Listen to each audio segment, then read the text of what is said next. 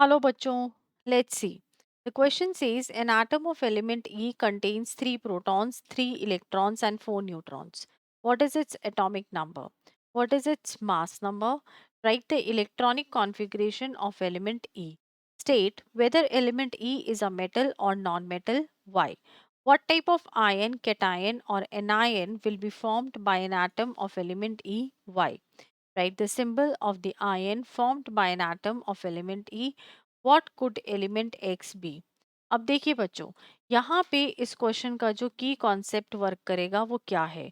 हमेशा याद रखिएगा कि आपका जो एटॉमिक नंबर होता है वो किसके बराबर होता है। Atomic number equal to the number of protons. Okay. और जो मास नंबर होता है, मास नंबर जो है वो किसके बराबर होता है? वो बराबर होता है number of protons plus number of neutrons. ठीक है। अगला कॉन्सेप्ट आपको जो याद रखना है वो ये याद रखना है कि जब हम बात करते हैं केटाइंस की, तो केटाइंस का मतलब क्या होता है? पॉजिटिव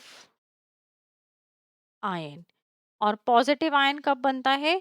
जब वो लूज करता है इलेक्ट्रॉन्स। और एनायन का मतलब क्या होता है? Negative ion. और नेगेटिव आयन कब बनेगा? जब वो गेन करता है इलेक्ट्रॉन्स। ठीक है। तो अब उस हिसाब से अगर हम इसका आंसर देखें तो देखिए, A part, what is its atomic number? Atomic number किसके बराबर है? नंबर ऑफ प्रोटॉन्स के, तो वो कितना हो गया? 3। B part, what is its mass number? Mass number किसके बराबर है? Number of protons plus number of neutrons, तो 3 + 4 equal to 7। C, write the electronic configuration of element E. तो देखिए, इलेक्ट्रॉनिक कॉन्फ़िगरेशन क्या हुई? 2 1। फिर आपके पास क्या आया question? State whether the element E is a metal और a non metal and Y. अब देखिए, जो इसका, अगर मैं देखूं यहाँ पे जो आउटर मोस्ट शेल हुआ, जैसे हमने इलेक्ट्रॉनिक कॉन्फ़िगरेशन लिखी 2 1, तो सबसे बाहर कितने इलेक्ट्रॉन्स हैं? हमारे पास 1 इलेक्ट्रॉन है। 1 इलेक्ट्रॉन का मतलब क्या हुआ कि ये किसको बिलोंग कर रहा है? ये बिलोंग कर रहा है ग्रुप 1 को। और ग्रुप 1 आपका कहाँ है? लेफ्ट साइड है। तो ये क्या हो गया? अल्कली मेटल हो गया। फिर नेक्स्ट आपके पास आया E. What type of ion, cation और एनायन विल बी फॉर्म्ड। अब देखिए, जो वन है, वन क्या है? ये इजीली लूज हो जाएगा क्योंकि वन जो है वो आपका आउटर मोस्ट में है और अनपेयर्ड कंडीशन में है। ठीक है। अब अनपेयर्ड कंडीशन होने के मारे क्या हो जाएगा? ये इजीली लूज हो जाएगा। तो जब भी लूज होता है इलेक्ट्रॉन तो क्या होता है? वो कन्वर्ट होता है केटायन में।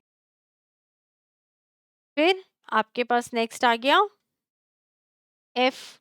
Right the symbol of the ion formed by an atom of an element E. तो देखिए, क्योंकि इसने एक इलेक्ट्रॉन लूज किया तो सिंबल में आ जाएगा +1। G, what could be the element X B.